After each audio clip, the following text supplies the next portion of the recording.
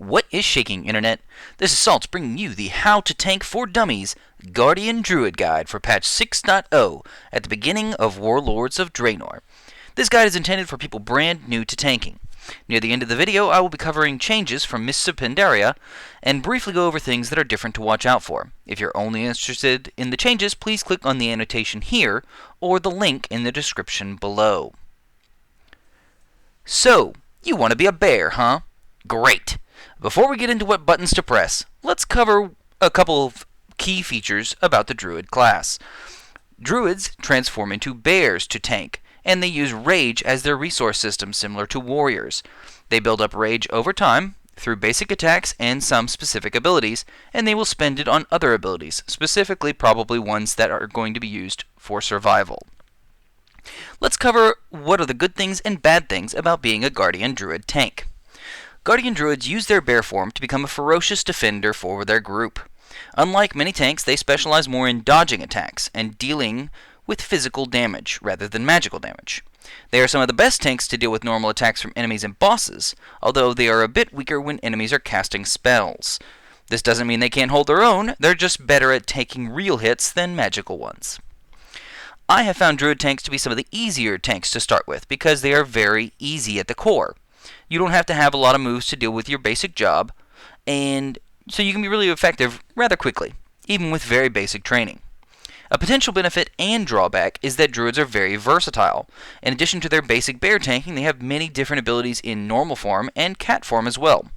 This can add a lot of complexity to newcomers, but it also gives a lot of options and utility to your group if you can learn to use these extra abilities effectively.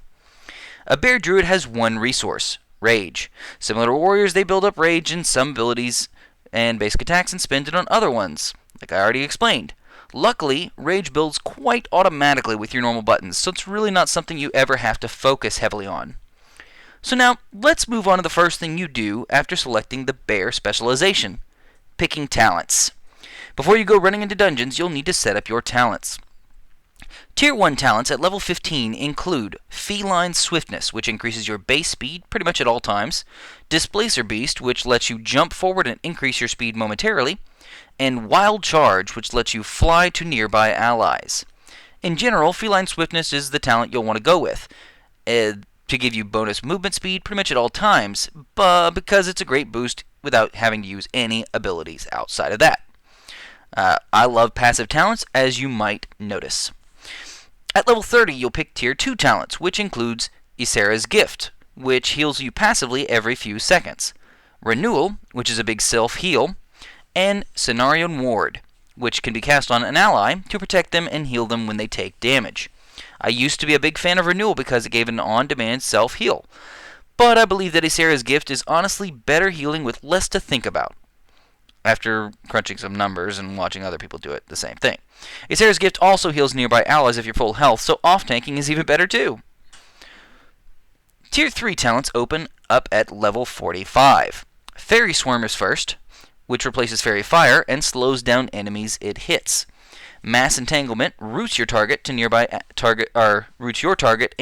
targets for 20 seconds or until they take some damage. Typhoon blows back enemies in a cone in front of you and dazes them.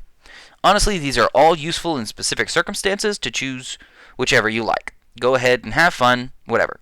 None are really necessary for tanking. My personal preference is Typhoon, as it can actually operate as a makeshift interrupt, as well as some other cool features depending on what fight you're in. At level 60, you'll get the Tier 4 talents of Soul of the Forest, which makes Mangle stronger and give more rage.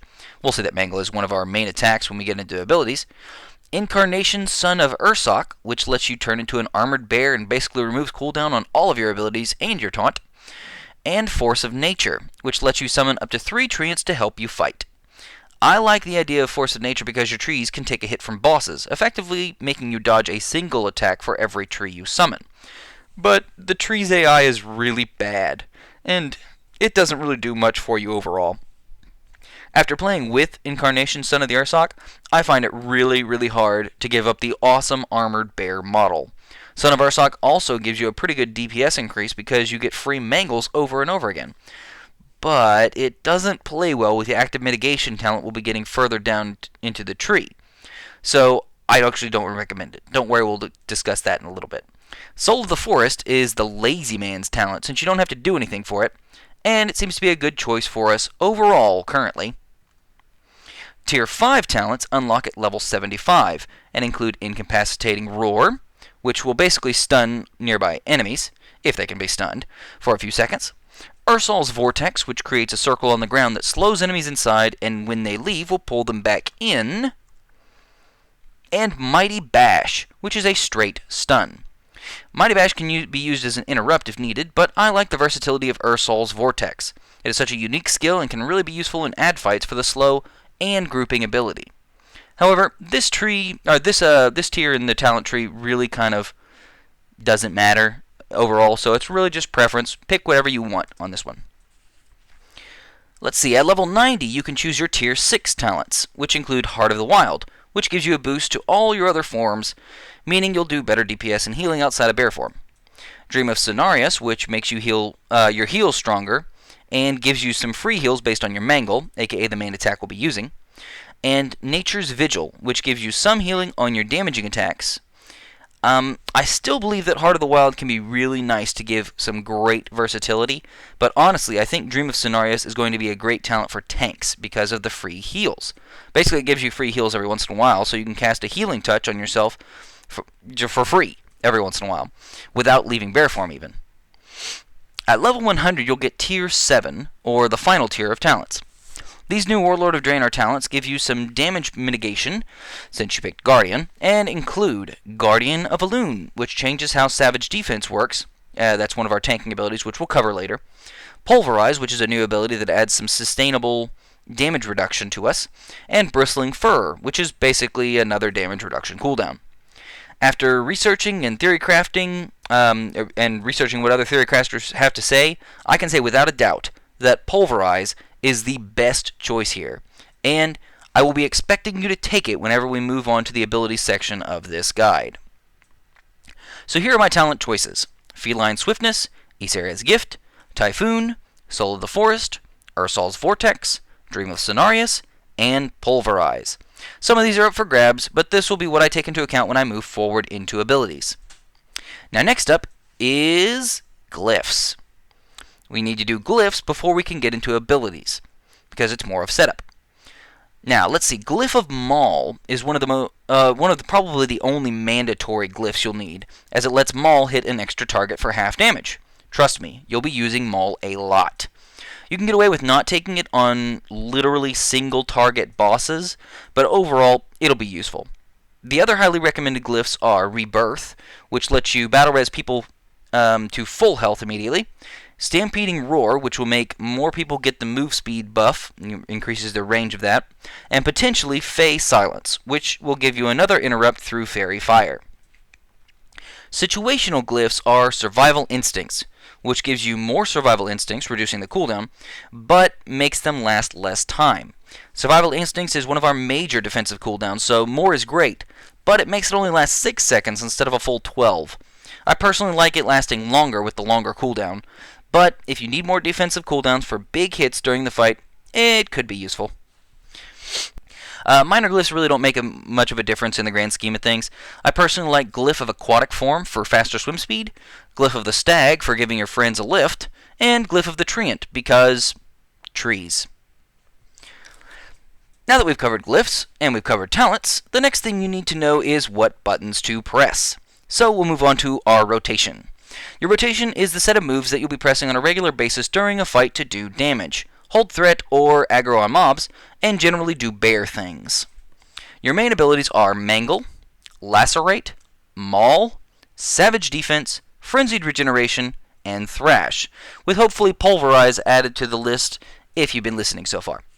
Let's go through what each does briefly. Mangle is your bread and butter damage move. It does a lot of damage, it has a relatively short cooldown, and generates a lot of threat, meaning it makes stuff mad at you and only attack you. Lacerate is a bleed DOT, meaning it does damage over time. It has no cooldown, so you'll be hitting this button pretty much all the time. It also stacks up to 3 times, meaning you'll be doing more damage as long as you keep using it a lot, which you will. Mangle and Lacerate don't cost anything at all, so you can literally hit them all the time. Mangle does have a cooldown, but it gets reset automatically sometimes when you lacerate. So you can literally just hit these two buttons repeatedly, over and over and over again, and you'll automatically be a mediocre tank that can do some damage and hold some threat. Now, let's talk about your real tank skills. Maul is a move that costs rage. You'll be getting rage whenever you take some damage, deal some damage, slowly but surely. If you use Maul whenever you have enough rage, you'll be wasting rage. Maul only does damage normally, so it's really not something you should always use as a tank. However, your attacks will be proccing Tooth and Claw, which is a passive ability you have every so often. Tooth and Claw makes Maul button shiny and gives you a little visual. When this happens, you'll always want to hit Maul because it will make targets deal less damage to you with their next attack. So to be clear, if Maul is shiny, then press it. Otherwise, don't bother. Now, Savage Defense is your first active mitigation tool to avoid damage. It is a charge move, which means it stores charges and lets you use it more than once if you need it. It can store up to 2 charges and builds up a charge every 12 seconds. When you use Savage Defense, you get a lot more dodge and start avoiding a lot more attacks for 6 seconds. If you use it again, you'll stack 6 seconds on top of that buff and make it last 6 seconds longer. Basically, Savage Defense is what you'll be using most of the time to avoid damage. It costs rage, so you'll have to generate rage first before using it, and because it builds up charges slowly, you can't keep it up all the time. However, don't hesitate to use it whenever you have it available, because it will save a ton of damage, and it comes back up pretty quickly. Now, Frenzied Regeneration is your second active mitigation tool. Unlike Savage Defense, which avoids damage completely, Frenzied Regeneration heals you up, so it's actually more reactive to damage. So, this is where your first real decision needs to be made as a tank. Generally, you can either use Savage Defense or Frenzied Regeneration, but not too much of both. Savage Defense is better when there's lots of adds, or when the boss is doing a lot of physical hits, like if the boss is a warrior or guys with big weapons that hit multiple times over and over again, or they're enraged or something like that. Frenzied Regeneration is better when bosses are casting spells and doing magic damage to you. I would say generally Savage Defense is going to be slightly more handy, but both are really useful at different times. There is one more main skill to talk about though, Thrash. Thrash is basically our all-in-one AoE or area of effect move.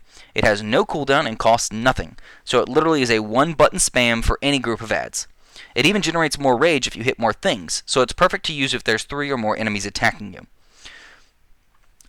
Now, the one move I will also be covering is Pulverize. This is actually not a move you'll get normally. You have to select it as a level 100 talent. However, Pulverize in its current state is quite a bit better than the other talents in that tier, and slightly changes our rotation, so I'll go ahead and cover it now. Basically, Pulverize is a move that can only be used on a target that has 3 stacks of Lacerate on it. Like I said, Lacerate stacks up to 3 times. This deals damage and gets rid of those 3 stacks, but more importantly, it reduces all damage you take by 15% for 12 seconds. This is a powerful defensive move and should be kept up at all times. Basically, this means that every 12 seconds, you'll need to Lacerate at least 3 times and then Pulverize. But since Lacerate does not have a cooldown, it really shouldn't be that hard to do that. So assuming you took Pulverize, here's your normal rotation. Mangle whenever it's off cooldown or gets reset.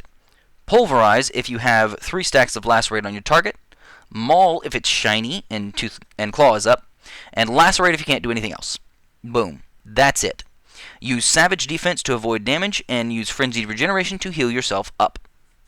If you're fighting a lot of enemies, spam Thrash. Simple as that. So that's it for your really common abilities. So let's go ahead and cover our really big cooldowns. Or just our cooldowns in general.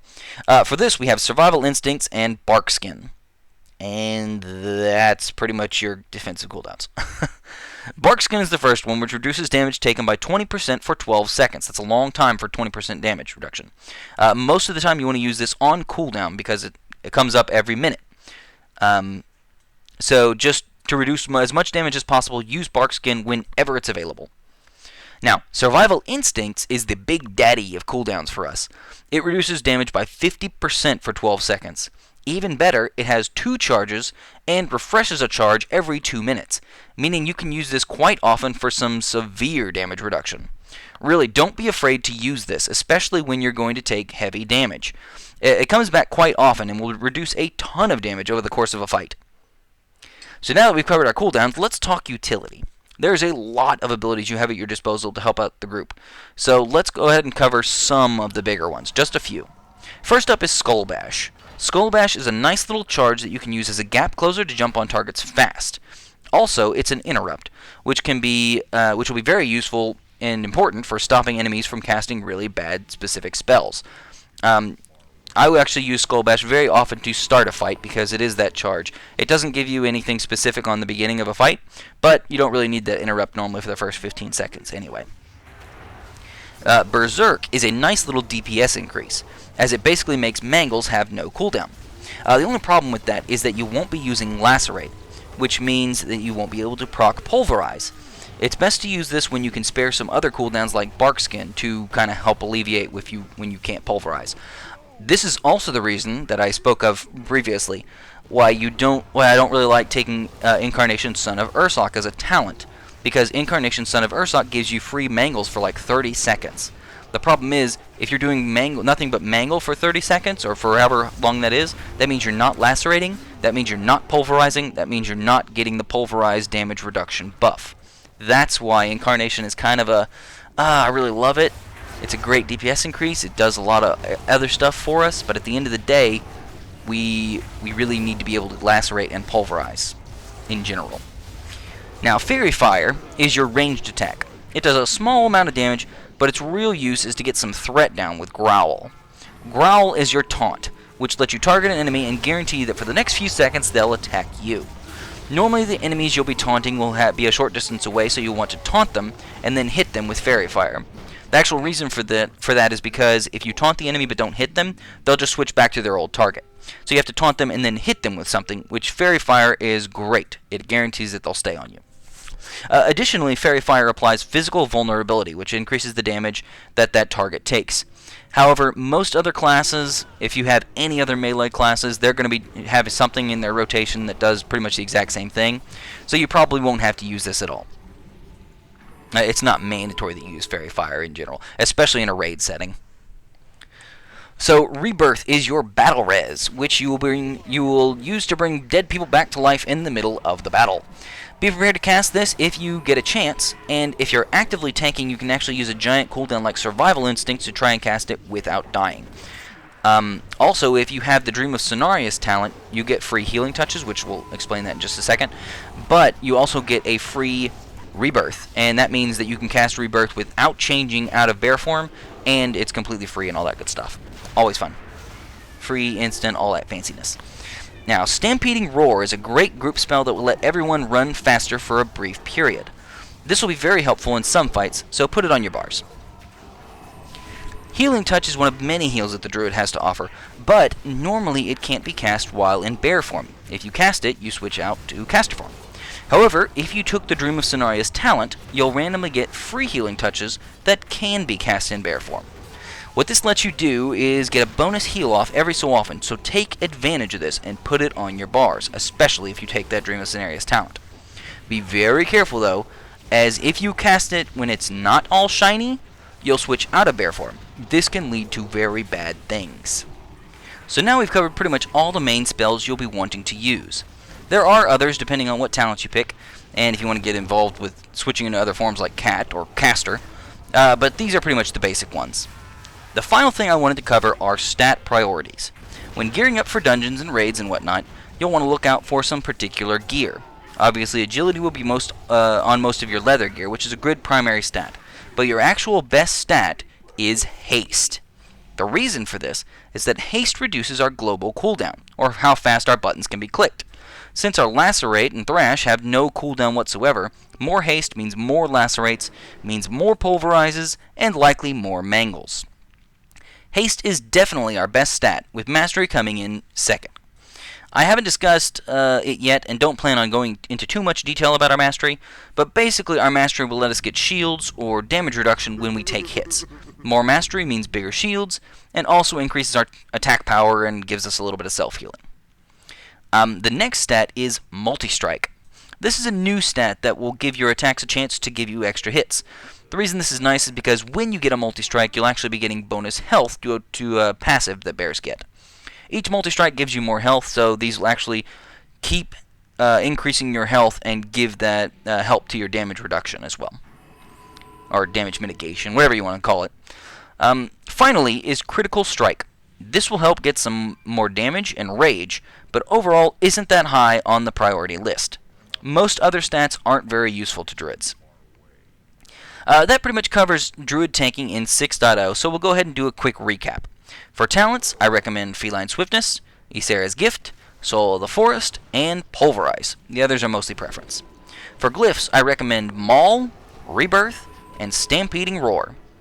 For your rotation, use Mangle first, Pulverize second, Maul if it's flashing, and Lacerate otherwise. Use Savage Defense and Frenzied Regeneration to stay alive, and Thrash if tanking lots of stuff. Hopefully you've enjoyed this basic guide to druid tanking in patch 6.0.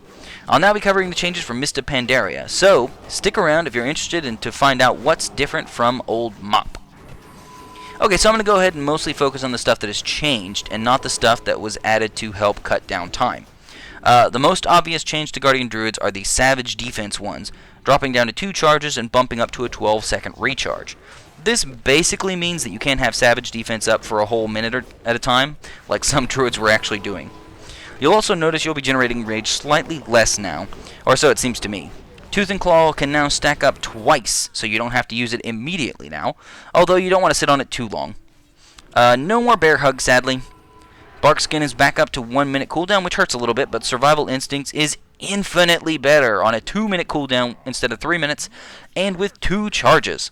You can have so much defense now that it's not even funny. No more Enrage, Might of the Ursoc, or Symbiosis, taking quite a few of our other big cooldowns away. The new Mastery takes some getting used to, but it can be pretty nice. The Lacerate and Thrash having no cooldowns is really fun to have some ability to spam now, although honestly Thrash is really overpowered in AoE fights, like broken overpowered right now. Regardless, overall the changes have been pretty enjoyable for me. I'm really enjoying my Guardian Druid very much and can't wait to get into the dungeons for Warlords of Draenor. So I hope you have enjoyed this full tanking guide for the Guardian Druid. Please check out my other guides as they come up for other tanking specializations in the dungeons and raids for the new expansion. Please like, favorite, share, subscribe, and, as always, you keep it salty, Internet.